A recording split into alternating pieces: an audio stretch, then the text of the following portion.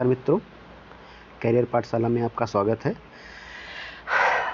हम UP PGT, TGT, DSSB, Navodaya Vidyalaya, केंद्रीय विद्यालय और नेट जेआरएफ जो भी प्रीवियस ईयर क्वेश्चन है इतिहास विषय के, सभी पर चर्चा करेंगे। और हम यहाँ से इतिहास विषय की खास बात यह है कि इसमें क्वेश्चन रिपीट बहुत किए जाते हैं। यानी कि अगर आप मेरे साथ बने रहते हैं तो 125 क्वेश्चन जो यूपी पीजीटी में पूछे जाते हैं, वहाँ से आपको, अगर आप मेरे साथ मेरी वीडियो पे बने रहते हैं तो कम से कम मैं आपको मैं बताऊँ, मिनिमम जो है 100 क्वेश्चन मिनिमम आपको यहाँ से फंसेंगे। मिनिमम 100 क्वेश्चन, और 100 क्वेश्चन का मतलब जानते हैं आप, सिलेक्शन आपका। तो ये महासंग्राम है, छिड़ गया है, जो आप होने वाला है। और आपकी परीक्षा की तिथि आ चुकी है।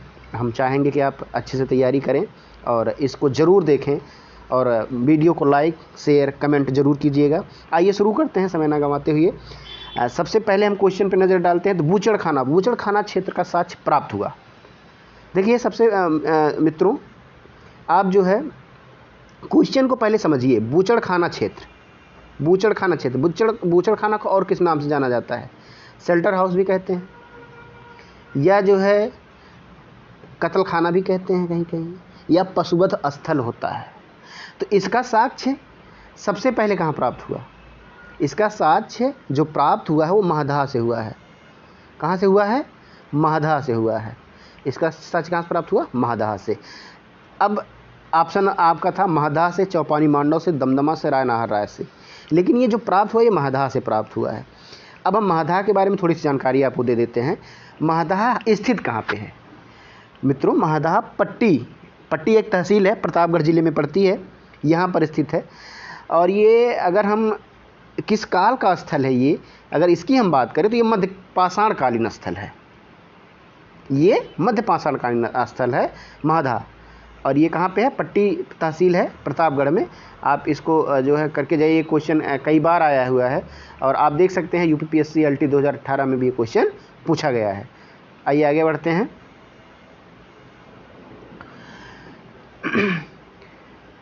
निम्नलिखित में से किस पूरा पाषाणकालीन स्तर पर एस्यूलियन औजारों के साथ पशुपद चिन्ह के एक समुच्चय का साक्ष्य मिला है? क्वेश्चन को आप देखिए ध्यान से। एस्यूलियन औजारों के साथ, तो इसका जो साक्ष्य में प्राप्त हुआ है, इसमें आप एक बार गैस करके आप बताइए उत्तर हमको। अतरीपक्कम, भीमबेटका, हुनसांगी, पुल्लेरू। आप थोड़ा सा सोच कर जवाब दे सकते हैं, और उत्तर तो हम बताएंगे ही आपको, लेकिन अगर आप सोचकर जवाब देंगे, और आप इससे जो है निकालिएगा कि आपने जो हम क्वेश्चन करा रहे हैं इसमें कितने क्वेश्चन आप सही कर रहे हैं, उसे हमें आप कमेंट करके बताइएगा। इससे आपका आकलन लगाया जा सके कि आपकी स्थिति तैयारी की क्या है और आपकी कितनी की ज़रूरत है। तो इसका सही उत्तर जो होगा अतरीपक्कम होगा। सही उत्तर क्या होगा इसका? अतरीपक्कम होगा। अतरीपक्कम जो है, ये अगर हम इसकी बात करें अतरीपक्कम की, इसकी अतरीपक्कम के साथ साथ अगर हम बात करते हैं और चीज़ों की जो है, ये देखिए नेट का क्वेश्चन है आपका, 2019 में सेकंड पेपर नेट का क्वेश्चन है। तो ये पूरा पाषाणकालीन संस्कृत के अवशेष जो थे सोहन नदी घाटी, बेलन नदी घाटी, नर्मदा नदी घाटी एवं भोपाल के पास भीमबेटका नामक चित्रित शैलश्रेणों से प्राप्त हुए हैं। पूरा पाषाण काल से संबंधित उपकरणों को 2 भागों में विभाजित किया गया है। कितने भागों में विभाजित किया गया है? 2 भागों में। It divided in 2 part. ठीक है। चॉपर चेंग एबुल संस्कृति कौन सी? Chopper chopping. और दूसरी कौन सी है? हैंडेक्स का मतलब आप लोग समझ रहे हैं कि नहीं? हैंडेक्स मतलब कुल्हाड़ी। हाँ, हैंडेक्स संस्कृति। हैंडेक्स संस्कृति के जो उपकरण हैं, अतरीपक्कम इसका उत्तर है। आप लोगों को हम बता चुके हैं। सर्वप्रथम मद्रास के समीप बदुमरै एवं अतरीपक्कम से प्राप्त हुए थे। 2 जगह कहाँ का हमने अभी आपको बताया। सर्वप्रथम मद्रास के समीप बदमदुरै एवं अतरीपक्कम से। इसमें ऑप्शन में क्या है? अतरीपक्कम। अगर अतरीपक्कम के अलावा अगर ये बदमदुरै दिया होता तो वो भी उत्तर सही होता है। यह साधारण पत्थरों के कोर तथा फ्लेक प्रणाली द्वारा निर्मित किए गए हैं। इस संस्कृत के उपकरण क्लीवर एवं स्क्रेपर है। अतरीपक्कम से ही एस्यूलियन औजारों के साथ पशुपद चिन्हों के एक समुच्चय साथ प्राप्त जो है एक साथ ही इनके साक्ष्य मिले हैं। आइए आगे बढ़ते हैं। अगला क्वेश्चन,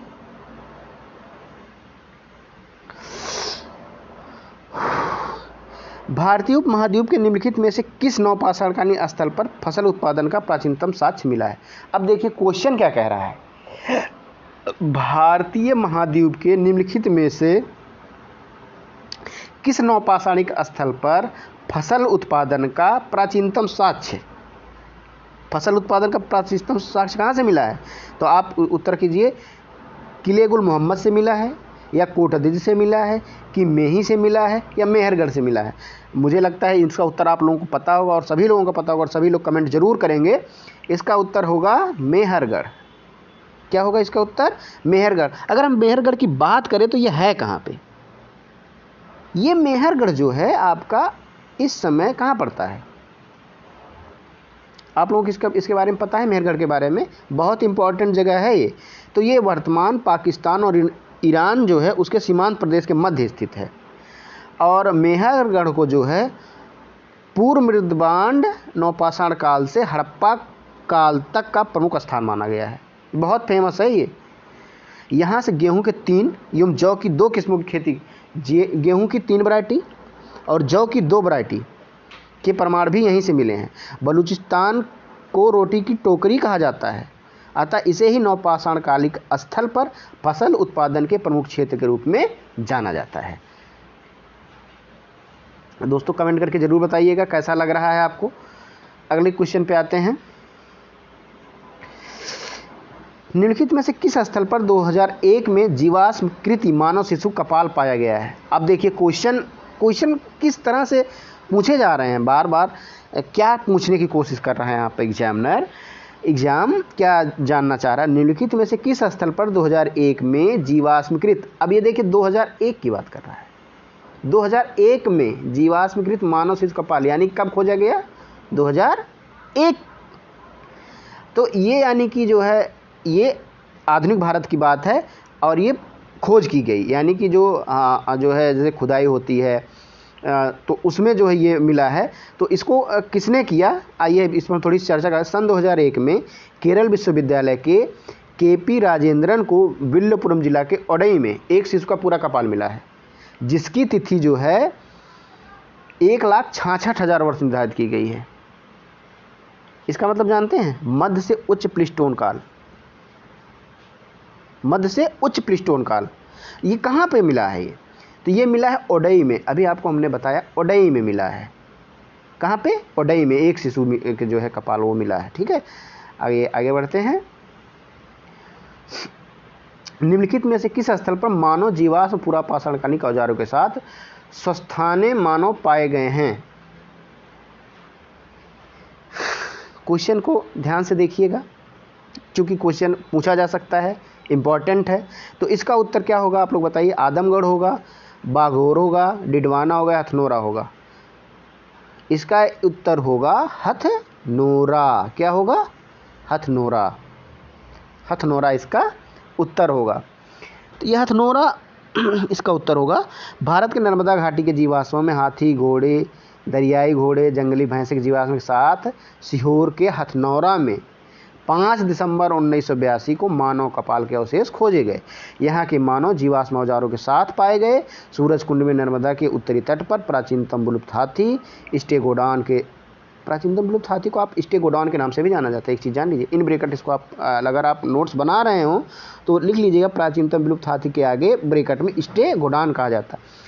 कि दोनों दांत तथा ऊपरी जबड़े के जीवाश्म की प्राप्ति है। अभी हाल ही में हथनोरा में नर्मदा मानव की खोज करके डॉक्टर अरुण सोनकिया, कौन? डॉक्टर अरुण सोनकिया का सड़क दुर्घटना में क्या हो गया? निधन हो गया है।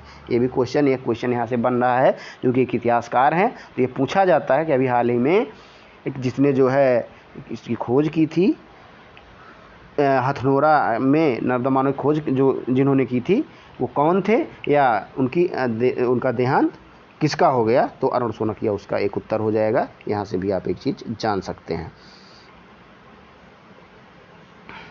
आइए आगे बढ़ते हैं। निम्नलिखित में से निम्नांकित में कौन भारत में ज्ञात विशालतम मध्य पाषाण वास क्षेत्र है? मध्य पाषाण विशाल, अब देख लीजिए, तो इसमें आपको मुझे लगता है ज़्यादा सोचने की ज़रूरत नहीं है। इसमें उत्तर क्या होगा आप लोग कमेंट करके जल्दी जल्दी बताइए। बागौर है, चौपानी मांडव, कोल्डिवा या महगढ़ा है? मुझे लगता है आप लोगों को उत्तर पता होगा। इसका उत्तर है बागौर। इसका उत्तर है बागौर। आइए आगे बढ़ते हैं। भरतपुर पुरातात्विक स्थल के संबंध में निम्नलिखित में से कौन सा वक्तव्य सही नहीं है? क्या पूछ रहा है? कौन सा वक्तव्य सही नहीं है? इसमें 3 ऐसे वक्तव्य होंगे जो सही होंगे, एक वक्तव्य ऐसा होगा जो सही नहीं होगा। अब आप लोग बताइए वो कौन सा हो सकता है? ये पश्चिम बंगाल में स्थित है, सही बात है। ये पश्चिम बंगाल में स्थित है, ये सही बात है, इसमें कोई वो नहीं है। यह राजस्थान में स्थित है जहाँ से प्रवासी पक्षियों की हड्डियों का अवशेष मिले। अगर ये पश्चिम बंगाल में स्थित है तो राजस्थान में कैसे होगा? उत्तर आपको मुझे लगता है मिल गया होगा। तो इसका उत्तर क्या होगा? यह राजस्थान में स्थित है जहाँ से प्रवासी पक्षियों की हड्डियों के अवशेष मिले थे। देखिए अपने आप उत्तर यहाँ पे कैसे निकल आया। पहले आपको ये पता है ना कहाँ पे स्थित है।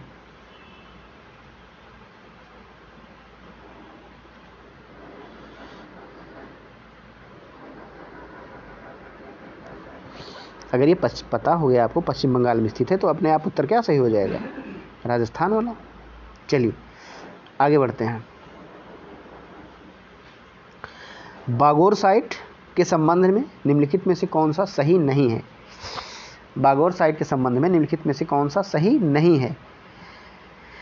अब फिर यहाँ पर देखिए कौन सा सही नहीं है। तो बागौर आप लोगों को पता होगा कहाँ पे है। बागौर राजस्थान के भीलवाड़ा जिले में स्थित है, यानी कि ये ऑप्शन क्या है? ये सही है। ये तो आपका सही हो गया। ठीक, आगे बढ़िए, अगले ऑप्शन पे आइए। इसके विशुद्ध मध्य पाषाण प्राक भांड चरण के होने के संबंध में हमारे पास 5365 3775 ईसा पूर्व की अवधि का कार्बन तिथियां हैं। ये भी इस बात सही है। ये भी बात क्या है? सही है। अब लेकिन देखिए अगला ऑप्शन, देखिए आपको क्या कह रहा है। इसके प्रारंभ से ही कृषि संबंधी चिन्ह पाए गए हैं। क्या पाए गए हैं? प्रारंभ से ही कृषि संबंधी चिन्ह पाए गए हैं। यही आपका क्या है?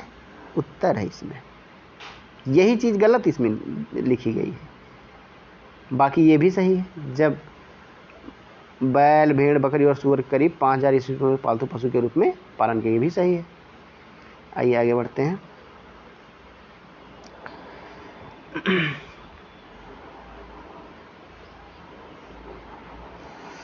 बागौर साइट के संबंध में ये क्वेश्चन हो गया। आगे बढ़ते हैं।